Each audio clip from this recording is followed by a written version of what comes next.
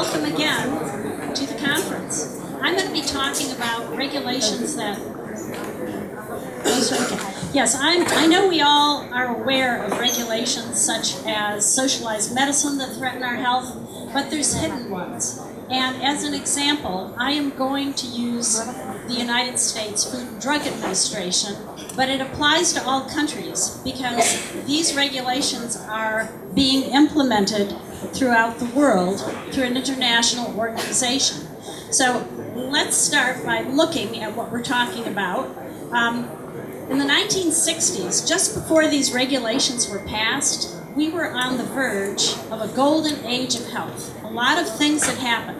You know, we had the #1 killer, infection, had been eradicated. It was no longer the #1 killer because we had antibiotics, sanitation, better nutrition.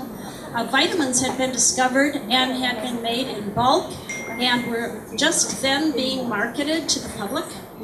We had 30 to 40 new drugs a year that were saving lives and money. And we were in the process of elucidating the structure of DNA, the genetic code, which of course has great implications for our medical progress. Now, in 1962, this golden age of health was thwarted, largely because of the Kefauver-Harris amendments in the United States that were passed after the thalidomide tragedy. Thalidomide was marketed in Europe and created problems for women who took it, who were carrying a child, because they ended up being born oftentimes with missing limbs.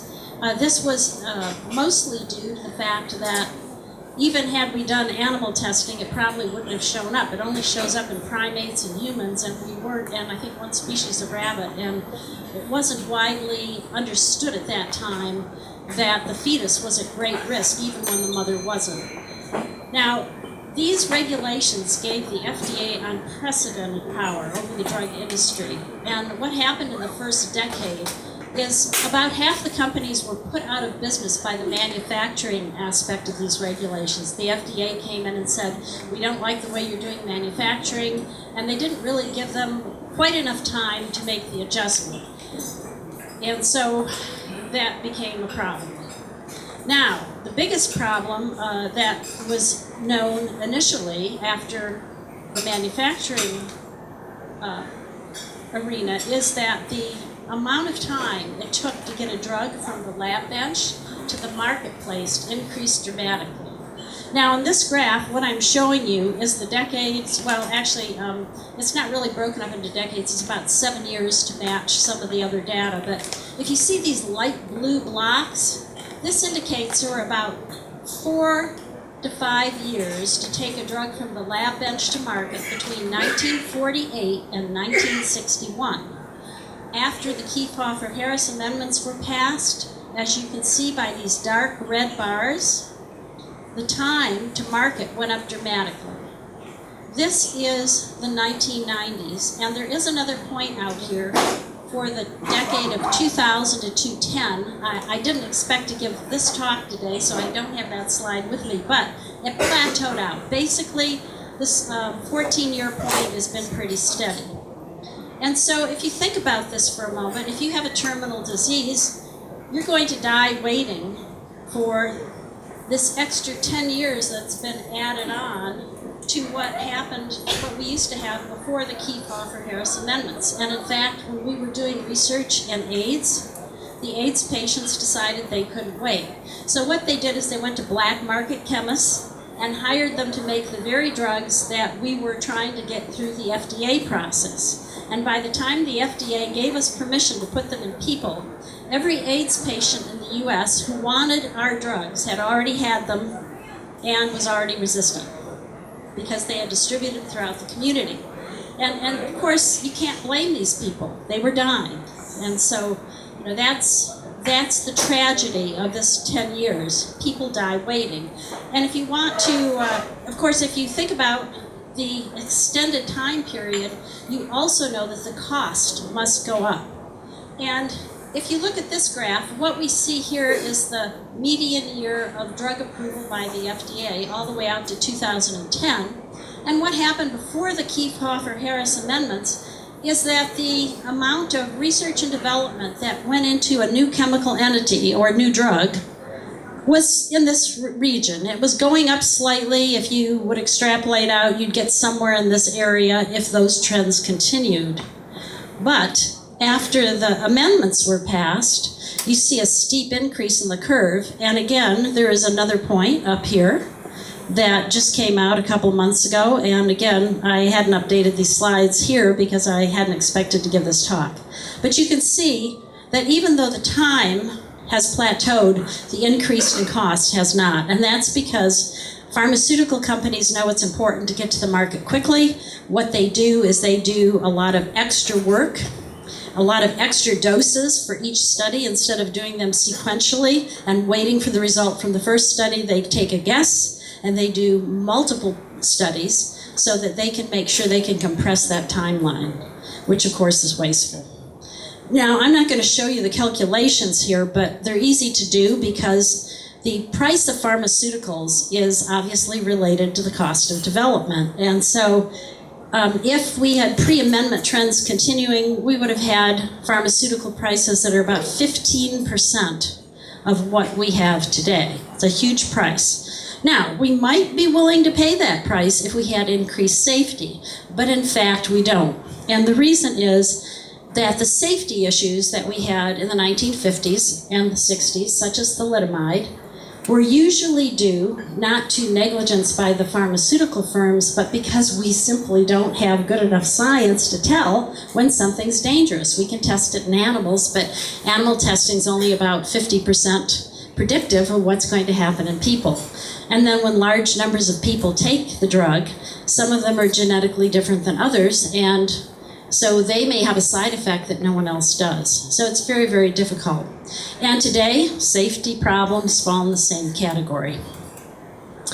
In fact, if you think about this for a minute, you can do a lot of safety assessment things, and I'm not going to go into great detail here, but basically, if you look at the number of drugs that the FDA took off the market, after it once approved them, that rate is actually higher after the amendments. If we had better safety, that number should be lower. These numbers aren't really significantly different, but there's no reason to think that the safety is better now. In fact, the largest drug tragedy of all time was Vioxx, and it occurred obviously under these regulations. For those who aren't familiar with it, it was an anti-inflammatory that was shown to cause heart attacks. The FDA itself estimated that about 250,000 people were adversely affected in that way. So that's a huge number of people. Now let's take a look and see if we can get an estimation of how many people have died waiting for new life-saving drugs. We can get an estimate because we know how many new drugs were approved. By new drugs, remember, I'm saying new chemical entities. These are truly new drugs, not just variations in having a tablet or an injection, for example. And we know how many years it took on average to develop them, from that other graph. And we can calculate roughly how many years were due to the amendments because we know the pre-amendment time. So we can actually calculate the loss due to delays, and you come out to about 4.7 million people. Now, to give you an idea, if you took the safety problems that we had before the amendments were passed, and you assumed that every new drug would have the same rate of safety problems as the one that predated the amendments, you would, even if you wiped out all of those safety problems, which is impossible to do, but if you did, you might save 7,000 lives in the same period that there were 4.7 million lives lost. But that's just the tip of the iceberg. If you look at innovation, there's been several studies done on how much innovation we've lost because of these amendments. And the minimum one is 50%. It's probably closer to 80%, but we're going to use the small number. And the way this comes down, for example, is a little anecdote I can tell you about my own experience with the FDA. I got a call from the FDA examiner for my section one day, and he said, "Dr. Ruwart, I understand you filed for a patent for prostaglandins and liver disease." And I said, "Yes, that's true." He said, oh, this is fantastic. 100,000 people die every year of liver disease. We have nothing to offer them. We are going to help you get this drug to market. But, you know, even with the FDA rooting for us, it was very difficult. And that's because when you actually find something to treat a disease that's never been treated before, you have to worry about what dose do you have to give? How often do you have to give it? And if you haven't ever seen a study before where it was reversed, what do you look at?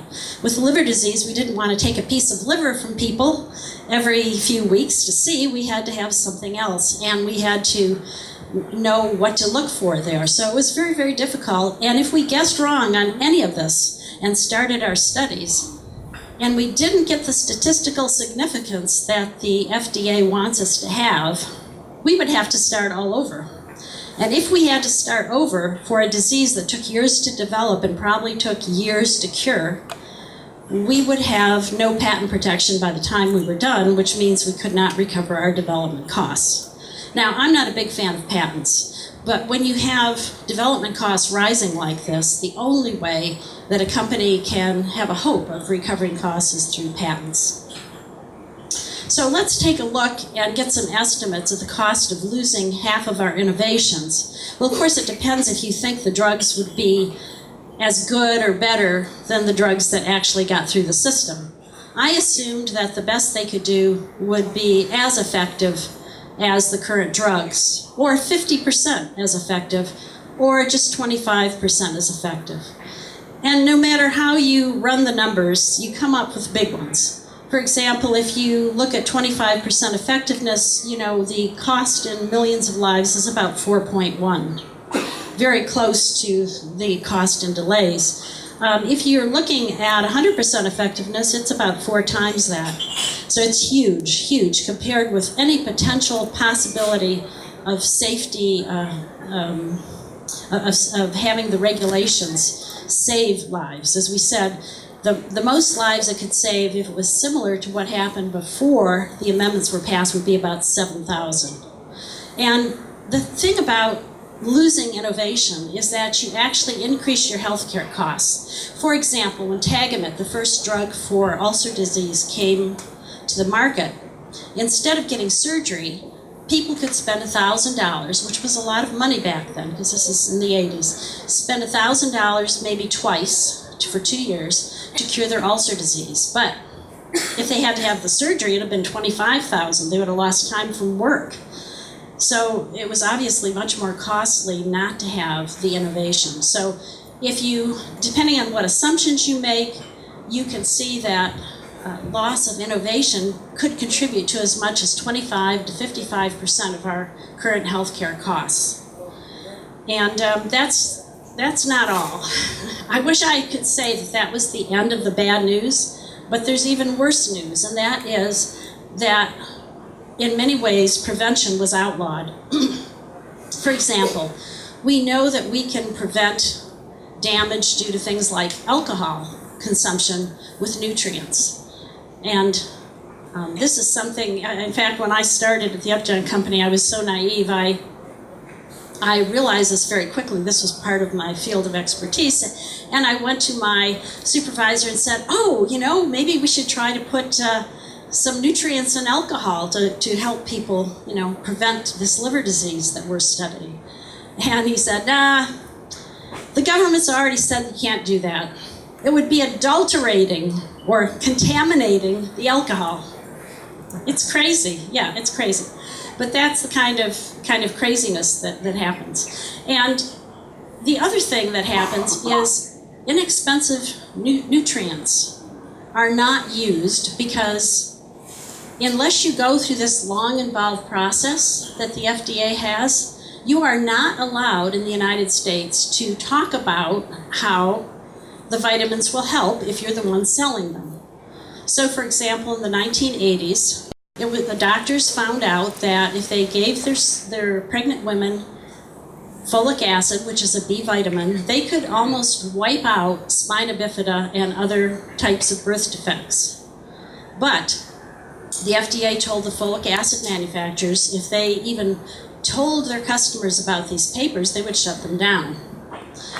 The Center for Disease Control, another government agency, eventually in the early 90s, started recommending that every woman of childbearing age take folic acid to prevent these birth defects. And again, the FDA told folic acid manufacturers that if they did that, they would shut them down. So we had about 10 to 12 years or so when young women could have been informed about the problems with birth defects and how to stop them, and they weren't. And given the rate at which we have these birth defects, that maybe as many as 25,000 infants were born with them or were aborted because you can test for some of these prenatally. So that's pretty tragic. And the fish oil story is another one. Fish oil is very helpful in a lot of ways. And it's so exciting that one company said, you know what? I'm going to take fish oil, which is unpatentable, and I'm going to jump through all these hoops so that it's legal for us to go to doctors and tell them about fish oil. So they did. Now, my sister actually is someone who qualifies for prescription fish oil, so she went to her doctor to find out how much it would be, right? And what she found out is the copay alone was as much as she was paying for fish oil from another source. And the insurance company, which is probably paying 80 to 90% of the cost, of course, picked up the tab. So you can see how forcing nutrients to go through this process is just raising healthcare costs. Now, what's sad about this story, too, is someone, Dr. Barry Sears, who has been promoting fish oil, he actually went to the trouble of purifying it much more than the prescription fish oil. And so it has fewer PCBs. But it is against the law in the US for him to go to doctors and say, my fish oil is purer and better for your patients than this prescription fish oil. So this is very sad. And then, of course, we mentioned earlier that the field of genetics was opening up in the 1960s. And there was a company called 23andMe. You can go online, 23andme.com. And what they'll do, or what they used to do for $99, is they would give you your genetic profile and a medical interpretation of it. In other words, you have genes that predispose you to heart disease or diabetes or whatever, and you could go, oh, okay, so I need to take some precautions. But the FDA said that was not legitimate, and they told them that they could tell people about their ancestry, but they couldn't tell them what the interpretation was of these genetics. Now, luckily, if you want to go online and get tested by 23andMe and then go to another website, you can get an interpretation for that. So the web has helped us work around some of this, but it's just slowing the whole process down, as you can imagine. And it's coming to every country, and we'll talk about that in a minute. Go ahead. So what's happening? The way it's coming to other countries is there's a group called Codex that is, I won't go into the detail of how they do it, but they're imposing these same kinds of restrictions on different countries. And Germany kind of bought into it. And so in Germany, fish oil was on the negative list for a long time. I understand it's now off it. But you still, if you want to take vitamin C in Germany, you're limited to 225 milligrams. If you want more than that, you have to get a prescription. Now, just to give you a feel, I take about 2,000 milligrams a day. So, you know, there's quite a big difference, because there's a big difference between the minimum requirement to prevent scurvy and the optimum requirement for health. So this is an important distinction, which is very, very difficult to communicate without getting into trouble in the US. So the bottom line is our golden age of health, I believe, has been compromised by the FDA. We have fewer life-saving drugs. We wait longer for them. New technology, such as genetic research, is being delayed. Healthcare costs are higher. And, you know, we could be using preventative medicine, but that's being stymied by these regulations. And I dread to think that Chinese herbal medicine and the, I'm not sure I'm going to say this right, Ayurvedic medicine in India may suffer the same fate eventually. And of course, in the US, as probably elsewhere, government controls research. What drug companies do now has been warped by the regulations, because the only way they can really make money is design a drug that you take every day. Otherwise, it's very hard for them to recover their costs, which keep increasing. And universities depend on government grants. I've been on review boards, and I can tell you, yes, that's basically controlled by establishment opinion too. And even privately funded research has to kowtow to the status quo to some extent too, so it's very sad. Okay, and my message to you is, when such regulations are being introduced into your country, fight them, because they expand. And if they expand into prevention especially, you really start having problems. And next. And of course, you have to educate yourself on prevention, which I appreciate is very hard for a layperson to do. But an ounce of prevention is worth a pound of cure, so it's worth doing. And to help you out with that, I have put some things together for you. Prevention 101. Okay, so the one thing we know that will extend your life is to limit how many calories you take in. Now, the calories you do take in have to be nutrient dense, lots of vitamins, minerals, and things of that nature. But 80% roughly of the calories you crave is the right amount. And this can be achieved without hunger if you get the protein, carbohydrate, and fat ratio correct. And what this does is it turns on genes that help your longevity. There are a few drugs that actually may do this, such as metformin, which is a very old anti-diabetic drug. And they can also be turned on by certain nutrients, a certain combination, I should say, of nutrients. So that's something to know about too.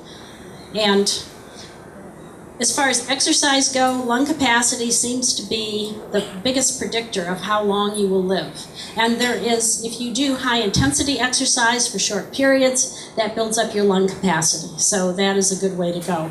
And that exercise also seems to turn off genes that turn off genes that accelerate your insulin resistance, which I haven't explained. So just think about it this way. It turns off the genes that make you age and turn on the genes that help you live longer. And meditation, of course, is another good technique. So, I'm not sure. Okay, so those are all good things to do. And the next slide, basically, I give you web pages so that you can research it yourself. LEF.org, Life Extension Foundation, is started by a couple libertarians, so it's good. No, go back. Go back. Okay. If you want to know more about the Zone Diet and Fish Oil, drsears.com, Exercise and Anti-Aging Research, alsears.com, and meditationtm.org. Thank you.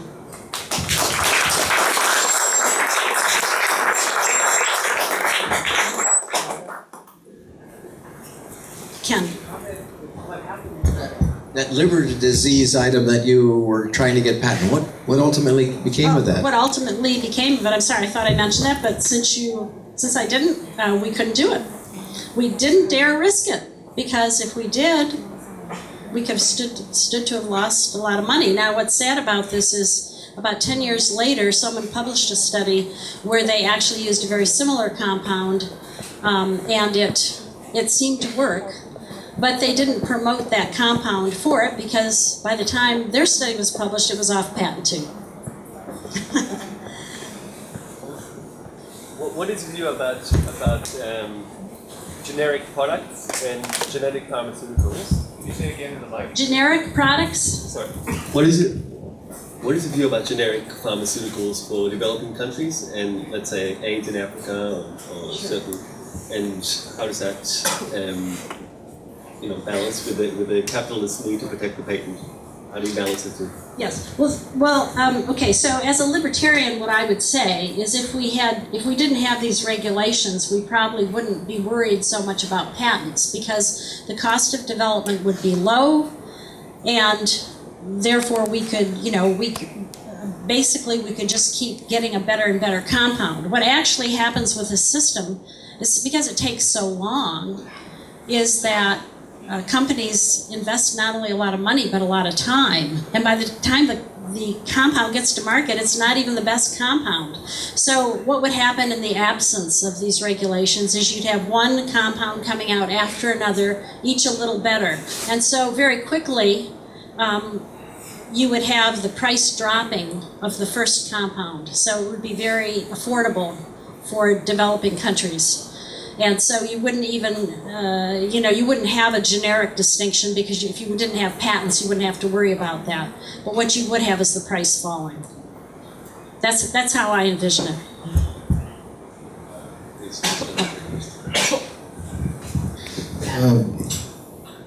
I'm Raza from Pakistan. So you talked about, the matter is actually the intellectual property rights of drugs which are manufactured in developed countries. Like in underdeveloped countries, most of the population, majority of the population, they are in underdeveloped countries. So it comes almost 4 or 5 billion people living in India, China, Pakistan, in such kind, Indonesia. So government restrictions in underdeveloped countries comes in a way a kind of blessing to the common people, to the ordinary person, because if they allow other companies to develop the drugs which are restricted, maybe not allowed in developed world because of the intellectual property rights. So it actually, those things may be damaging common people in underdeveloped countries. So the governmental control, maybe it is better for the people in the underdeveloped countries. So that's actually a kind of comments and also a question. I didn't catch all of that. What exactly is your question? I mean to say, like, for example, in the drugs which are manufactured in developed countries, yes, like in US, there are some companies who develop those drugs, those generic drugs. Oh, okay. Yes. In the other countries, yes. So it is because of the governmental control. Yes. Because the prices of drugs which are manufactured in developed countries, that is much higher. Yes. And those copy Me Too products in underdeveloped countries of some local companies, the prices are very low. Yes. Maybe they are violating intellectual property rights, but actually it's a kind of blessing to the common man. Yes. The pricing depends a lot on currency and the market. I mean, there's been a lot of accusation that U.S. citizens pay more for drugs so that the other countries can have low-cost drugs, but really there's a lot of factors that go into that pricing, and I'm not an expert in that, so I can't address it as well as I'd like to for you.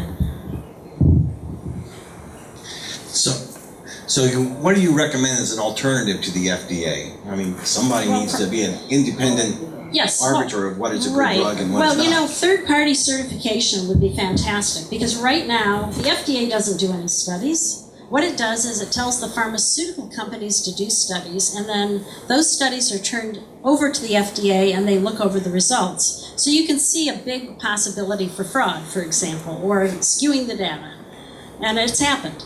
Now, if a third party was certifying, what they would do is they'd be actually probably doing some studies themselves. And in fact, this is what happened before the FDA got its teeth. What happened was the American Medical Association did studies, Consumers Research did some. There were a number of small entities that tested drugs and gave them their seal of approval. And in fact, there's some medical newsletters today that sort of do that as well. But once the FDA started having rigorous approval of drugs, this all went away. So it would need to come back. Sorry, it's me again. I think your speech just gave a new meaning for the US government war on drugs. Yes. Very good. We Indonesia, I think we face the same problem, low quality of health and also, but our main problem is not the limitation on drugs, but on the doctor. So it's not very easy to be a doctor. You have to bribe sometimes tens of thousands of dollars, and for Indonesian it's very high. So and then to be a doctor also is very hard. So given your background as an MD, what do you think if if the solution is also over Indonesia, which is to eradicate the barrier to go to be a doctor and losing maybe your monopoly to your profession, and how your colleague in your profession will say about it. And do you think it is a good policy recommendation to Indonesia? Well, first of all, I'm a PhD, not an MD, but I have studied the medical licensing. And the reason I chose to talk to you about drugs is drugs are nationally regulated in the US. Our doctors are regulated state by state, so it's much harder to do the kind of calculations I've done here, right? But I believe, if you look at all the restrictions on doctors, hospitals, and other medical care, other medical professions like nurses, things like that, it would not surprise me at all that, something like 85% of the cost of doctors and other forms of healthcare are also due to excess regulation. I mean, I have many, many stories to tell about that, but I won't because our time is limited. So I think regulation is what makes it so hard to become a doctor, and it also creates a very narrow class of doctors. In the US at least, doctors don't think much of herbs and vitamins, for the most part. And I think this is really a mistake because, pharmaceuticals have their place, but if you can prevent things, it's much better. One anecdote I will share about prevention is, when I was doing research, we didn't have genetic models of animals. And our rats were disgustingly healthy. We couldn't make them sick so we could test our drugs on them, right? So the only way we could make them sick was to take away their vitamins or their other nutrients. Now, this is a sign that nutrition is extremely important. And if you can control your nutrition, if you can optimize it, then you can stay healthy. So this is an important thing too. Hi, I'm Sanjay from India. I represent Swecham. It's a free market think tank in southern India. I was listening to what you mentioned about 23andMe. I was one of the first registrants on that site, and they were asked to take their services off by the US government. I'd like to know what exactly was the subclause of the clause that the US government utilized to harass them. Okay. And which is the alternative site that we can go to where we can take this human genome of ours from 23andMe and get the advice, so to speak. Sure. I don't have that website at my fingertips, but if you email me, mary@ruwart.com, please put met you in Bali in the subject line so I don't think it's spam, and ask me that question. I will send you that. There was another part to your question. Oh, what did they actually do? Yes. Okay, here's the problem with the FDA. When these regulations came out, Upjohn, the company I worked for, although I didn't work for it at the time, took the FDA to court. And I won't go into the details of why it did that. But the bottom line was, after that court case and several others, the courts ruled that the FDA could not be challenged in court. Because if it did, it would be challenged all the time. Therefore, so there really isn't any recourse. And what this has caused is that the FDA has continually expanded its powers. So with 23andMe, it basically said, well, you're giving the consumer, you're telling the consumer that these genes mean this, and you haven't proved it according to our very involved regulations. So, you need to do that first. 23andMe has recently cleared one set of genes. So, this is going to continues on at this rate. I don't know what will ultimately happen. I think there may be a health revolution in the US because a group of cancer patients took the FDA to court on the grounds that their right to life was compromised by the FDA not allowing terminally ill patients to take drugs that hadn't been approved yet. The courts initially agreed with this group of cancer patients, and then the FDA asked that the court reverse itself. And it did. The Supreme Court refused to hear it, and so the lower court ruling stood. It is not, US citizens do not have a right to life if it entails taking drugs unapproved by the FDA.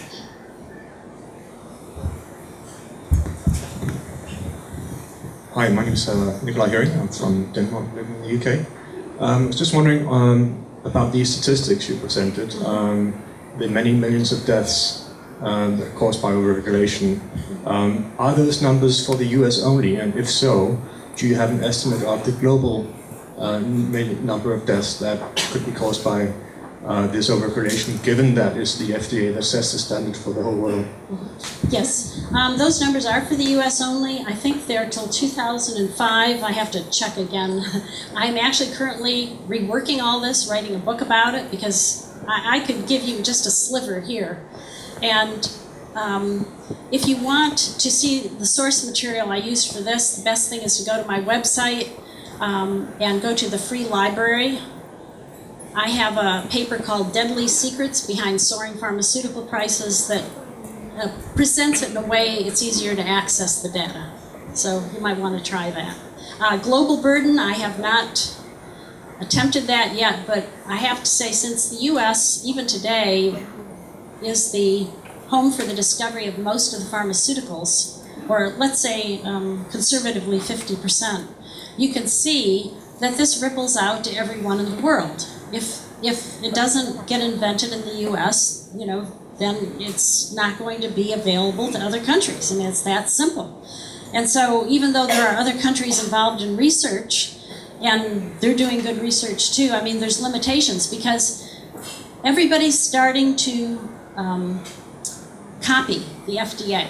There's a process going on called harmonization worldwide, which means everyone's trying to have the same rules. And guess whose rules they're trying to mimic? The FDA's. So yes, so it's coming to a country near you. It's coming to you. And that's why I wanted to have this talk, because when you see it starting, don't let it happen. It is deadly and it's not obvious.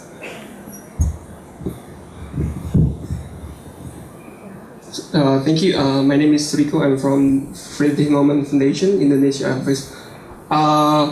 What I'm going to say is actually I'm adding my Indonesian colleague before, because what he said is actually pretty hits the nail on the head.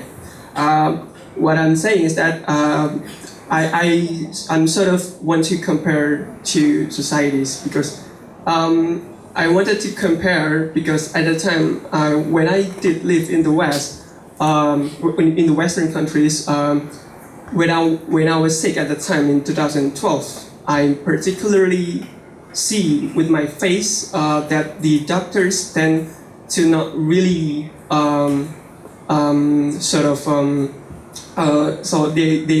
the doctor is not really get you the medicine, so they research it first. They're not really okay. So you have to do the aspirin, for instance, if you have get it, and so on and so forth. But what I think is that here in Indonesia, particularly, was because my father was actually a pediatrician, so my brother also a doctor. So, but I think the problem with the Indonesia is that the doctor itself, because let me give you one example. At the time, I remember my father and I were traveled to somewhere, so we were in the car. But then the hospital where my father worked, calling my father. So doctor, so we have this patient, so here's the situation. But it's very funny because my father just drive through the car and he can say what is the prescription for the patient without knowing exactly what the situation in the hospital. And he did it a million times in his 45 years of work. So I totally agree when my Indonesian colleague said that the problem within Indonesia is the doctor itself. We need to retrain them. We need of the regulation of the rule of law, so that the doctors can help the patient and can help the Indonesian society more help. So I think that's my personal story. Yes, I think so. And there's specialties that have been outlawed, at least in the U.S., like midwifery, delivering babies. So and initially too, a lot of herbalists were we're given a hard time, shall we say, by the regulations that govern doctors. So that's another thing we don't want coming to other countries is regulations that are going to destroy segments of your health care that historically have been very successful. For example, the Chinese herbs and the Indian herbs. I think we have time for one more short question.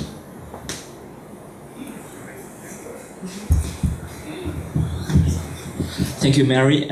My question is, what procedures we can do to deregulation? For example, what we can do to abolish the FDA? How to let the public in democratic country to understand and let them to vote for the deregulation policies? Thank you.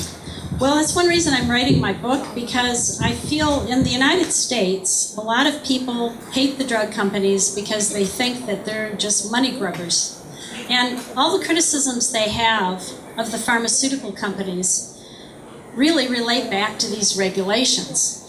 I've actually debated some of the critics of the pharmaceutical industry, and I get what I get from them are things like, oh, I didn't know it took 14 years to develop a drug. Well, you know, they don't know the basics because this information is not easily available. It's not that it's hidden, but it's that most people who are going to write a book for the popular audience just don't even think of going there. They don't have enough training to know that that's where the information is. And I feel as if I have, because of my libertarian background and because of my pharmaceutical background, I have a unique way to present this. So I'm hoping that I can show people that regulation is the problem, because all the pharmaceutical critics want more regulation, which is only going to make this problem worse. Thank you, Mary, so much.